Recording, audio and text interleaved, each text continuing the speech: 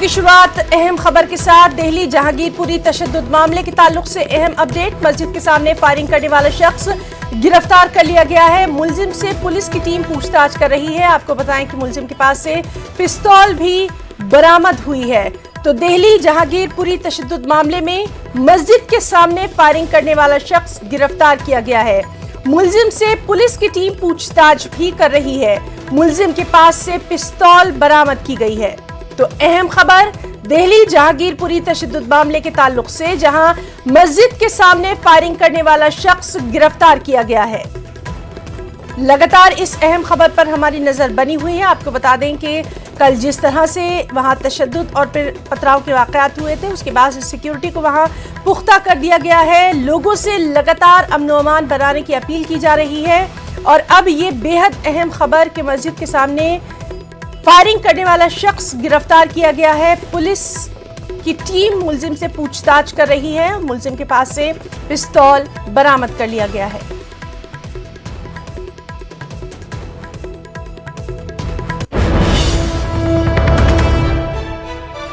तस्वीरों में आप देख सकते हैं सिक्योरिटी के पुख्ता बंदोबस्त।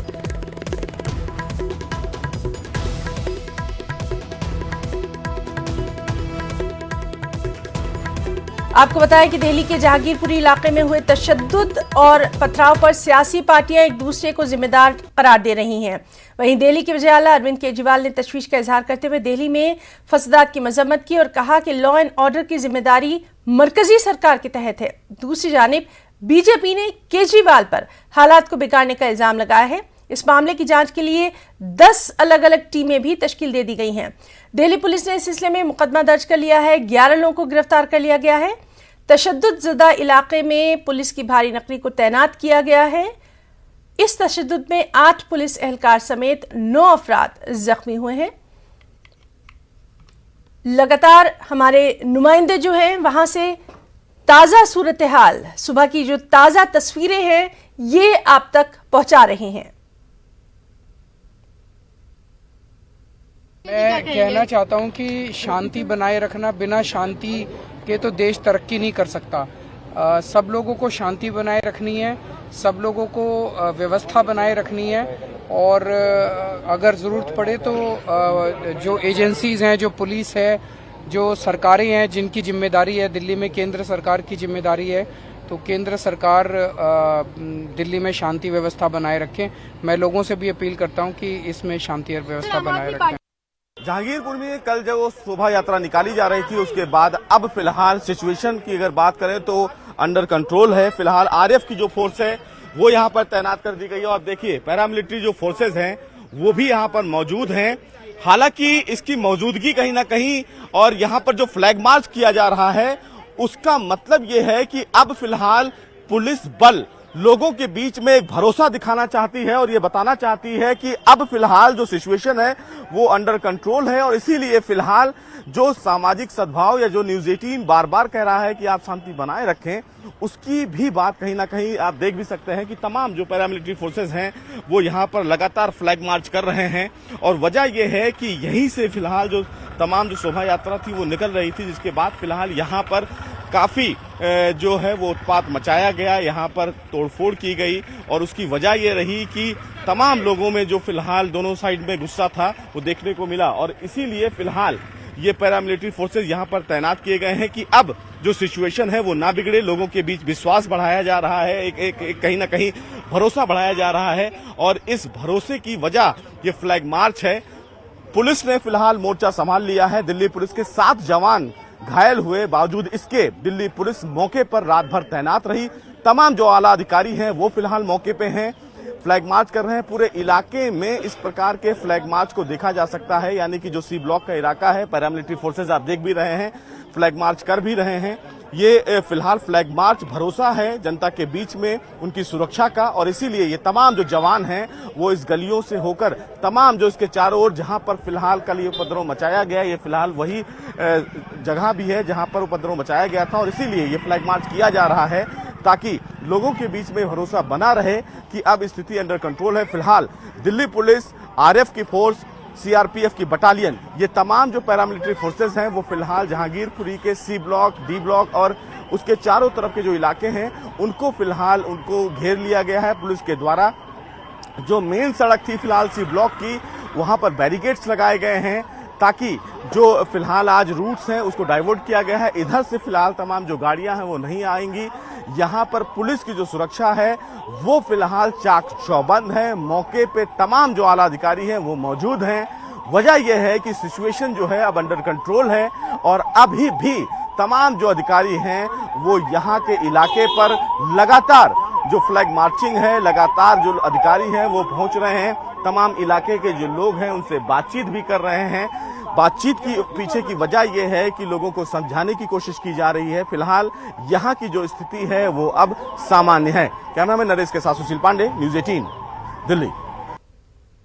नाज़रीन, आपको बता दें कि दिल्ली पुलिस ने इस सिलसिले में मुकदमा दर्ज करके अब तक 14 लोगों को गिरफ्तार कर लिया है। लगातार अपडेट पर हमारी नजर बनी हुई है। इस सब के बीच में एसपी लीडर अबू आसिम आजमी ने वज़ीर-ए-आज़म नरेंद्र मोदी से अपील की है कि वो तमाम मजहबी रैलियों पर जल्द से जल्द पाबंदी लगाएं। उन्होंने कहा कि वो वज़ीर-ए-आज़म मोदी जी और वज़ीर दाखिला अमित शाह जी से मुल्क को बचाने की दरख्वास्त करते हैं।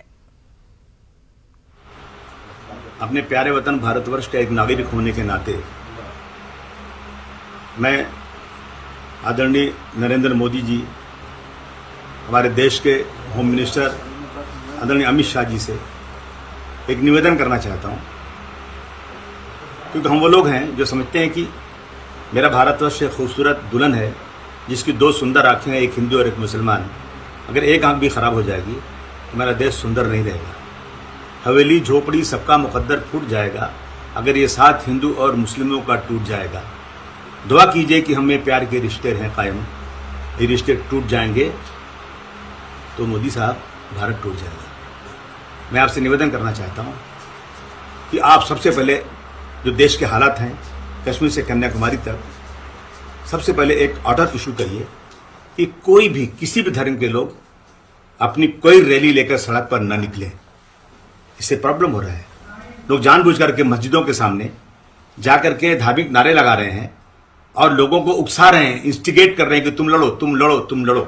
और उसमें क्या, उसमें हिंदू को भी लगती है चोट, मुसलमान को भी लगती है, देश की संपत्ति खराब होती है। और जो लोग भारतवर्ष में आकर के अपना काम धंधा बिजनेस करना चाहते हैं, इन्वेस्ट करना चाहते हैं, वो लोग आना रुक जाते हैं। मेहरबानी करके ये ऑर्डर कीजिए कि कोई भी रैली सड़क पर ना निकले और एक कानून बना दीजिए। मोदी साहब, अमित शाह साहब, आप उस कुर्सी पर बैठे हैं जिस देश पर बहुत बड़े नेता हमारे सरदार वल्लभ भाई पटेल साहब बैठे थे। आपको वो किरदार निभाना है और मैं समझता हूं जरूर आप निभाएंगे, क्योंकि देश को टूटने नहीं देना है। कर्नाटक से खबर है, जहां की हुबली में पुराने हुबली पुलिस स्टेशन पर रात पथराव का वाकया पेश आया। इस पथराव में एक इंस्पेक्टर समेत 7 पुलिस एहलकार जख्मी हो गए। पूरे शहर में दफा 144 नाफिज कर दी गई। पूरे मामले में मुकदमा दर्ज कर लिया गया, तफ्तीश जारी है। इससे पहले एक वीडियो वायरल हुआ था जिसमें मंदिर के बाहर तरबूज फरोख्त कर रहे मुस्लिम शख्स की दुकान को नुकसान पहुंचाया गया था। आया, कैसा आया, हमने क्या उसका मालूम ही नहीं हुआ। ऐसा हो कि हम लोग बहुत कोशिश किए उनको, तो एफआर वास हुआ है, अरेस्ट भी केस हुआ है, तुमने घर गुजाओ उसको। तो उसके बावजूद भी हमारी बात तो सुनने के जैसा किए। फिर बाद में थोड़ी देर के बाद जो है पथरावा चालू हुआ। कहाँ से पथरावा है मालूम नहीं, बहुत पथरावा हुआ। हमें भी पुलिस के साथ ठहरे, रिक्वेस्ट किए, हाथ जोड़े, हमने भी पथरे पड़े तो भी हमें उसके तरफ ज़्यादा ध्यान नहीं दे। लेकिन हमारे भी बहुत सारे लोगों को पथरे से मारा बटे सो है, डिपार्टमेंट को भी पथरे से मारा बटे सो, नहीं बोलकर नहीं है। तो एक रमज़ान का पवित्र महीना है, इबादत करने का महीना है और आज 15 रोजे हो चुके हैं हमारे। हमें सबसे यही गुजारिश करना चाहते हैं, कौन भी किड़गिड़ी क्या भी करे तो उनको कानून चौकट के अंदर पुलिस डिपार्टमेंट काम। और हुबली तशद्दुद के हवाले से रियासत के वज़ीर दाखिला अर्ग ज्ञानेंद्र का बयान। उन्होंने बताया कि एक फर्द ने अपने मोबाइल स्टेटस में एक तस्वीर रखी थी। मुतनाज़िर तस्वीर रखने वाले शख्स को गिरफ्तार कर लिया गया है। शख्स के खिलाफ एफआईआर दर्ज की गई है। एक ग्रुप ने पुलिस स्टेशन का घेराव किया और तशद्दुद बर्पा करने की कोशिश की। तशद्दुद के दौरान 7 पुलिस एहलकार जख्मी हो गए। एक इंस्पेक्टर की हालत नाजुक है जो कि अस्पताल में जेर इलाज है। वज़ीर दाखिला ने कहा है कि कानून हाथ में लेने वाले चाहे वो किसी मजहब के क्यों ना हो, उनके खिलाफ सख्त कार्रवाई की जाएगी। सीधे रुख करेंगे बेंगलुरु से हमारे नुमाइंदे रऊफ हल्लूरू का। रऊफ, अभी आपसे जानना चाहेंगे हुबली में क्या कुछ वहां पर हालात हैं, खास तौर पर कार्रवाई जो है वो क्या कुछ की गई है पुलिस की तरफ से?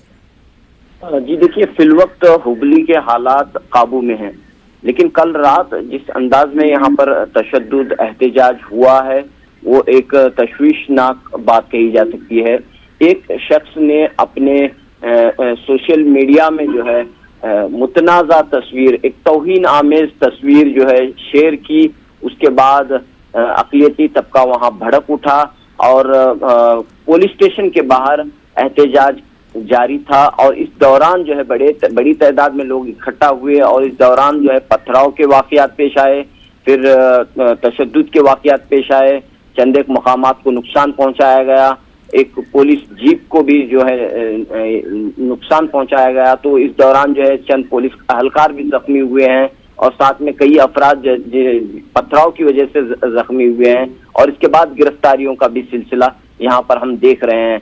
तो कुल मिलाकर हुबली जो पुराना शहर है जहाँ जो अभी तक यानी कि कई सालों से यहाँ पर कोई भी फिरका वाराना कशीदगी का कोई वाकया पेश नहीं आता, लेकिन अब अचानक जो है ये वाकया पेश आया है। इसके बाद लोगों में तशवीश देखने को मिल रही है, चूंकि रमजान का महीना चल रहा है, अब इस दौरान जो है वाकया पेश आया है, तो लिहाजा अवाम से ये अपील की जा रही है कि वो अमन व अमान को बरकरार रखें, किसी भी सूरत में जो है कानून को अपने हाथ में न लें।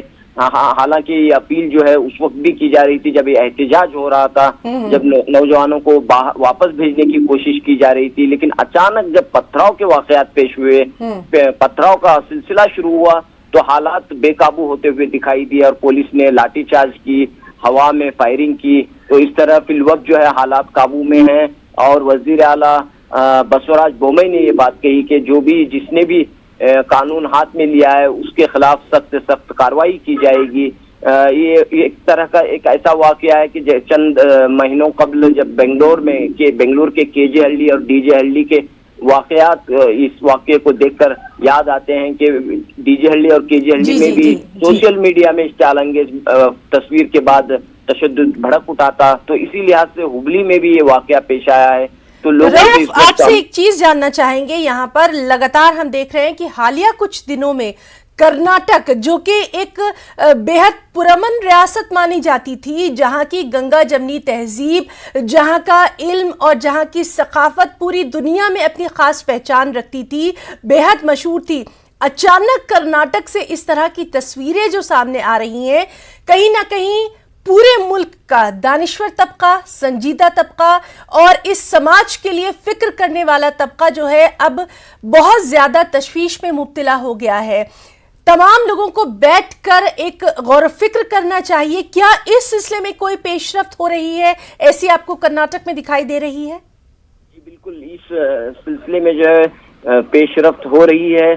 जैसा कि पिछले जो चंद माह से जो वाकयात पेश आ रहे हैं, एक के बाद एक वाकयात पेश आ रहे हैं, तो इस दौरान जो है हिंदू मुस्लिम इत्तिहाद को मजबूत करने, फिरका वाराना महंगी को बरकरार रखने, मजहबी रवादारी को फरोग देने की हर तरफ से कोशिशें हो रही हैं। यहाँ हमने देखा कि मुस्लिम तबके की जानिब से कोशिश हो रही है, हिंदू तबके की जानिब से कोशिश हो रही है और इस तरह की सियासत में न उलझने की अपील की जा रही है, इस तरह की नफरत की सियासत में न करने की अपील की जा रही है। ये फिजा बन ही रही थी कि ऐसे वाकयात पेश आ रहे हैं, तशद्दुद के वाकयात पेश आ रहे हैं, जिसकी वजह से मजीद जो है हालात खराब होते हुए दिखाई दे रहे हैं। तो इस लिहाज से ये वाकया एक ऐसे वक्त पेश आया है कि रियासत में हालात, तो लगातार वहाँ के हालात पर हमारी नजर बनी हुई है। रऊफ, बहुत बहुत शुक्रिया अदा करना चाहेंगे आपका तमाम तर तफसीलात के लिए। रुकना चाहेंगे एक ब्रेक के लिए। इस न्यूज हेडलाइंस के प्रायोजक पेट सफा आयुर्वेदिक चूर्ण, पेट सफा हर रोग दफा।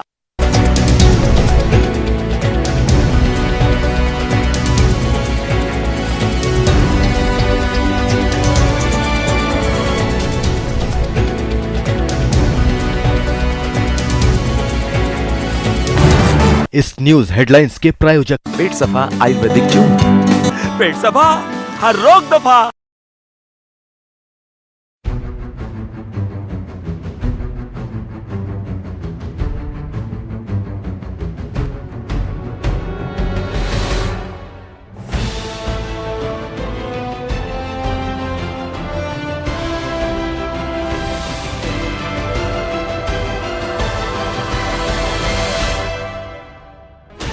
16 channels, 15 languages, 26 states, 1200 plus reporters, 66.9 crore viewers. India's largest news network, News 18 Network.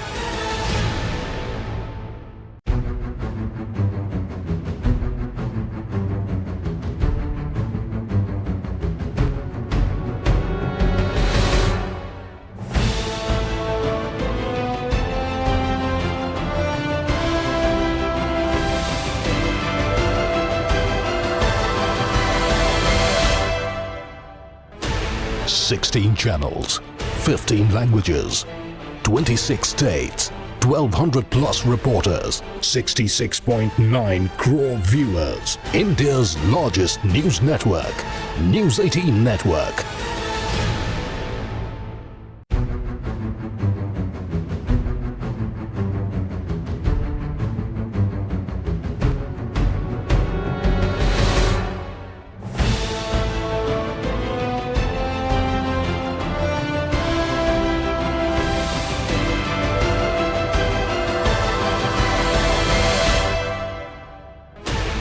Sixteen channels, 15 languages, 26 states, 1200 plus reporters, 66.9 crore viewers. India's largest news network, News 18 Network.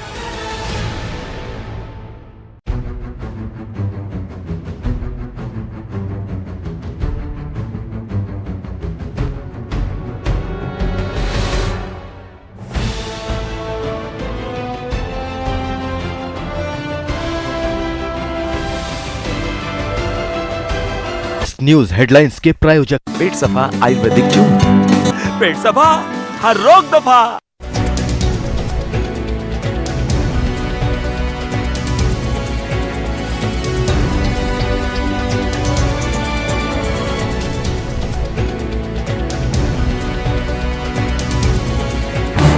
इस न्यूज हेडलाइंस के प्रायोजक पेट सफा आयुर्वेदिक चूर्ण। पेट सफा हर रोग दफा। नाज़रीन, एक बार फिर से हम आपको बता दें कि दिल्ली जहांगीरपुरी तशद्दुद मामले में मस्जिद के सामने फायरिंग करने वाले एक शख्स को गिरफ्तार किया गया है। इस वक्त वहां पर क्या कुछ सूरत हाल है, इसका जायजा लेने के लिए हम सीधे रुख करेंगे वहां मौजूद हमारे साथी सुशील पांडे का। सुशील, आपसे जानना चाहेंगे इस वक्त वहां पर क्या कुछ सूरत हाल है, खासतौर पर सिक्योरिटी को लेकर ताजा अपडेट आपसे जानना चाहेंगे।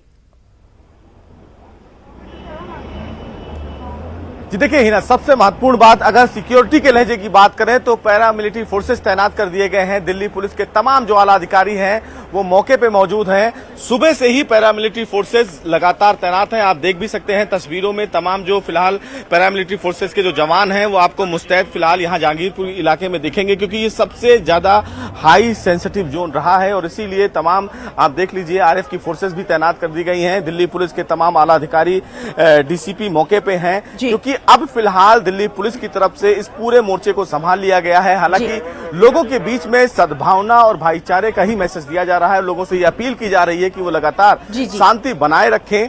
फिलहाल इस पूरे मामले में आपको अपडेट दे दूं तो 14 लोगों की गिरफ्तारी फिलहाल दिल्ली पुलिस ने इस पूरे मामले में की है। टोटल 10 टीमें इस पूरे मामले में जांच कर रही हैं। पूरे सीसीटीवी फुटेज को खंगाला जा रहा है। 10 जो टीमें काम कर रही हैं वो फिलहाल हर उस इलाके में जो सीसीटीवी फुटेज हैं उसको खंगाल रही हैं। स्पेशल सेल की जो साइबर सेल की जो टीम है वो फिलहाल सोशल मीडिया में जो तमाम वीडियो अपलोड किए जा रहे हैं हिना, उनकी भी शिनाख्त कर रही है। आपको दिखा दूं, ये वही इलाका है जहां से फिलहाल कल शाम को फिलहाल जो राम भक्तों के द्वारा फिलहाल शोभा यात्रा निकाली जा रही थी वो फिलहाल इसी फिलहाल रोड से आ रही थी जहां से फिलहाल शोभा यात्रा निकाली जा रही थी। उसके बाद जब शोभा यात्रा थोड़ा सा आगे बढ़ा तो ये बताया जा रहा है कि उसी शोभा यात्रा पर एक पथराव किया गया। पत्थर कहां से आया इसकी जानकारी किसी को नहीं है, लेकिन उसके बाद उस शोभा यात्रा में अफरा तफरी मची। दिल्ली पुलिस के जवानों के द्वारा फिलहाल उस पूरे भीड़ को कहीं ना कहीं रोकने की कोशिश की गई, लेकिन पुलिस वालों पर भी हमला किया गया। इस पूरे मामले में लगभग 6 पुलिसकर्मी जो हैं वो घायल हुए। 2 पुलिसकर्मी ऐसे हैं जो गंभीर रूप से घायल हुए, जिनका इलाज फिलहाल जीवन राम अस्पताल में चल रहा है। जी। आपको बताऊं, इस मामले में फिलहाल जो कंसर्न अधिकारी है उनका कहना है कि इस पूरे प्रकरण को लेकर हर उस एंगल की जांच की जा रही है और इसीलिए लगातार यहां पर जो सुरक्षा है वो बढ़ाई जा रही है। अतिरिक्त जो पुलिस बल हैं वो तैनात कर दिए गए हैं। दिल्ली पुलिस की जो 10 टीमें हैं वो हर उस सबूत को खंगालने की कोशिश कर रही हैं, जिससे ये सामने निकल कर आए कि आखिर इस पूरी घटनाक्रम के पीछे कौन लोग शामिल थे, जो उपद्रवी थे वो कहां से आए थे। हालांकि इस पूरे मामले में जिन्होंने फायरिंग की पुलिस पर, वो शख्स भी गिरफ्तार कर लिया गया है। ऐसे में अब दिल्ली पुलिस जांच को लेकर आगे बढ़ रही है। आगे जैसे जांच बढ़ेगी, निश्चित रूप से इस पूरे घटनाक्रम के मास्टरमाइंड जी कौन सुशील, है, बिल्कुल। और सबसे अहम बात यह है कि फौरी तौर पर वहां तशद्दुद पर काबू पाया गया और ये लगातार कहा जा रहा है दिल्ली पुलिस की तरफ से कि कसूरवारों को हरगिज बख्शा नहीं जाएगा। लगातार आपसे अपडेट लेते रहेंगे। सुशील, बहुत बहुत शुक्रिया आपका तमाम तर तफसीलात के लिए। आंध्र प्रदेश से खबर है। आंध्र प्रदेश में जिला कर्नूल के होलागुंडा में हनुमान जयंती के मौके पर 2 तबकों के दरमियान तसादुम का वाकया पेश आया। मस्जिद के करीब से हनुमान जयंती की रैली गुजरने के दौरान 2 ग्रुपों के बीच नोकझोंक के बाद हालात कशीदा हो गए। पुलिस ने फौरी मदाखलत करते हुए हालात पर काबू पाया, लेकिन होलागुंडा में कशीदगी बरकरार है। पुलिस का कहना है कि शरंगेजी करने वाले अफराद के खिलाफ सख्त कार्रवाई की जाएगी। पुलिस ने इस सिलसिले में 20 अफराद को हिरासत में ले लिया है।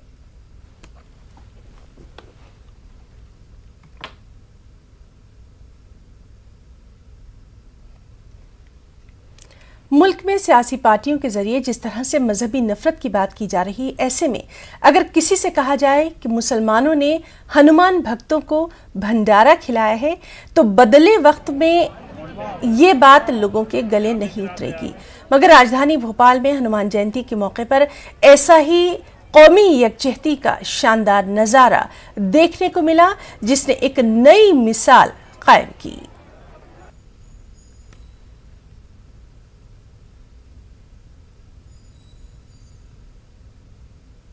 बस रोज़ा अफ्तारने के बाद हम लोग खाना खिलाने आ गए यहाँ भंडारे में। बड़ा सुकून, बहुत अच्छा लग रहा है यहाँ। कितना इंतजार रहता है इस दिन का? अरे वो तो सालों से इंतजार रहता है, इस कल के बाद फिर इंतजार चालू हो जाएगा। आज के दिन के बारे में हम यही कहेंगे कि ये अगर कुछ आज का जो माहौल है, जो जिस तरह की सोच आजकल लोगों की बन गई है नफ़रतों वाली या इससे, तो मैं चाहता हूँ कि वो यहाँ आके देखें। आज से नहीं, हम लोग सालें हो गए यहाँ पे भंडारे में आते हैं और यहाँ पे खाना खिलाते हैं लोगों को, बड़ा अच्छा लगता है। और यहाँ के जो लोग हैं हमारा इंतज़ार करते हैं साल भर के ये लोग आएंगे। और आज भी दिन भर से कई लोगों के फ़ोन आ रहे थे कि आप भंडारे में कब तक पहुँचेंगे, तो बड़ी खुशी होती है। और मैं चाहता हूँ कि ये मैसेज जाना चाहिए पूरे हिंदुस्तान में, जो आज जहाँ से माहौल जिस तरह का बन रहा है, कि ये हमारे हिंदुस्तान का यही कल्चर है, ये संस्कृति है। इसको अगर इंसान देख के और अच्छे से समझ सके तो ये सारी जो आज की समस्याएं मैं समझता हूँ ख़त्म हो जाएंगी। और मैं समझता हूँ कि ये जो हो रही हैं उनको खुद नहीं पता कि हम क्यों कर रहे हैं, इसकी क्या वजह है। लेकिन हकीकत ये है कि यही हमारा कल्चर है और हिंदुस्तान में आज से नहीं सालों से हम लोग ऐसे ही रहते आ रहे हैं। और मैं चाहता हूँ, सबसे यही कहना चाहता हूँ कि यही हमारा हिंदुस्तान है और यही हिंदुस्तान की तस्वीर, असली तस्वीर यही है। और हम लोगों का मानना ये है कि नमाज़ पढ़ने के बाद अगर इतना इत्तेफाक अगर हम अपने पड़ोसियों के लिए रखें कि वो किसी खुशी को मना रहे हैं और उसमें हम शरीक हो सकें, तो ये इससे बेहतरीन दीन का काम कुछ नहीं है। अल्लाह तबारक तआला का हुक्म है कि अगर आपके पड़ोसी दुख तकलीफ़ में हैं तो आप उनके साथ हों, तो खुशी में भी उनके साथ शामिल होना हमारा एक फ़राइज़ होता है। देखिए, धर्म का बंधन शुरू हो गया, ख़त्म नहीं हुआ। धर्म में एक दूसरे में गुथ गए हैं हम लोग, और ये सब हनुमान जी महाराज की कृपा है।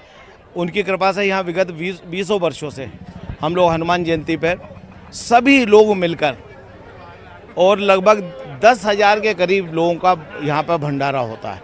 और ये निरंतर आपके आगमन तक हमने कार्ड में लिखा हुआ कि जब तक आप आएंगे, जब तक हम कोशिश करेंगे आपकी सेवा करते रहे और आपको प्रसादी किरण देते रहे। ये सब ईश्वर जी की कृपा है।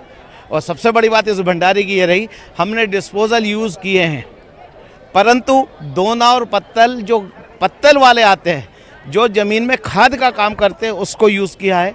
पूरी व्यवस्था की हुई है कि यहाँ से सीधा पत्तल उठता है और बड़ी गाड़ी में, लोडिंग गाड़ी में पहुँचा रहे हैं उसको।